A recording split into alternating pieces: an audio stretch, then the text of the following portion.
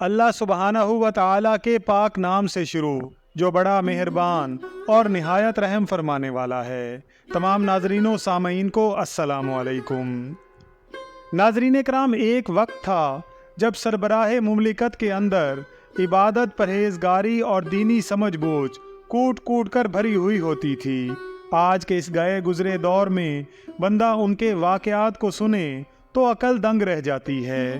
حضرت قطب الدین بختیار کاکی رحمۃ اللہ علیہ کی نماز جنازہ کا واقعہ بھی عقل کو حیران کر دینے والے واقعات میں سے ایک ہے۔ ناظرین کرام، جب حضرت قطب الدین بختیار کاکی رحمۃ اللہ علیہ کی وفات ہوئی تو ہندوستان بھر میں کوہرام مچ گیا۔ جنازہ تیار ہوا اور اسے ایک بڑے میدان میں ادا کرنے کے لیے لایا گیا۔ مخلوق مور و مگس کی طرح جنازہ پڑھنے کے لیے نکل پڑی تھی۔ انسانوں کا ایک سمندر تھا جو حد نگاہ تک نظر آتا تھا۔ یوں معلوم ہوتا تھا کہ ایک بکھرے ہوئے دریا کی مانند یہ مجمع ہے۔ جب نماز جنازہ پڑھانے کا وقت قریب آیا تو اچانک مجمع میں سے ایک آدمی آگے بڑھا اور مجمع کی طرف رخ کر کے کہنے لگا کہ میں حضرت قطب پاک کا وصی ہوں۔ مجھے حضرت نے ایک وصیت کی تھی، لہٰذا میں اس مجمع تک حضرت کی وہ وصیت پہنچانا چاہتا ہوں۔ مجمع سننے کے لیے خاموش ہو گیا۔ وصی نے کہا کہ خواجہ قطب پاک نے مجھے یہ وصیت کی تھی کہ میرا نماز جنازہ وہ شخص پڑھائے جس کے اندر 4 خوبیاں موجود ہوں۔ پہلی خوبی یہ کہ پوری زندگی میں اس کی تکبیر اولیٰ کبھی بھی قضا نہ ہوئی ہو۔ دوسری خوبی کہ اس نے کبھی بھی تہجد کی نماز نہ چھوڑی ہو۔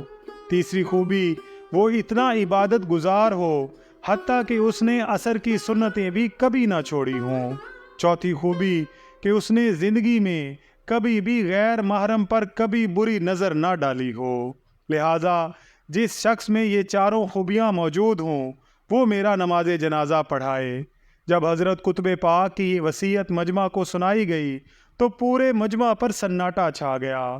مجمع ایسے ساکت ہو گیا جیسے اسے سانپ سونگھ گیا ہو۔ لوگوں کے سر جھک گئے۔ کون ہوتا جو قدم آگے بڑھاتا؟ کافی وقت گزر گیا۔ وصیت کا اعلان بار بار کیا جاتا رہا لیکن کوئی بھی شخص نماز جنازہ پڑھانے کے لیے تیار نہ ہوا۔ لوگ آپس میں چیم گوئیاں کرنے لگے کہ حضرت قطب پاک کی ان شرائط کے ساتھ کوئی بھی آپ کا جنازہ نہیں پڑھا سکے گا۔ دن اپنے اختتام کی طرف بڑھنے لگا تو ایک شخص روتا ہوا آگے بڑھا۔ حضرت قطب پاک کے جنازے کے قریب آیا، جنازے سے چادر ہٹائی اور کہا کہ حضور، آپ تو دنیا سے پردہ فرما گئے لیکن میرا راز افشا کر گئے۔ اس کے بعد بڑے مجمع کے سامنے اللہ کو حاضر ناظر جان کر قسم اٹھائی کہ الحمدللہ میرے اندر یہ 4 خوبیاں موجود ہیں۔ لوگوں نے حیرانگی سے دیکھا کہ یہ وقت کے بادشاہ حضرت شمس الدین التمش رحمۃ اللہ علیہ تھے۔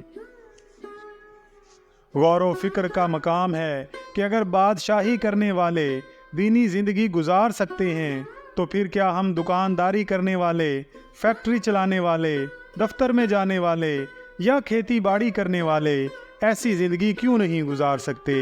اللہ رب العزت ہمیں زندگی بھر نیکی پر قائم رہنے کی توفیق عطا فرمائے۔ آمین یا رب العالمین۔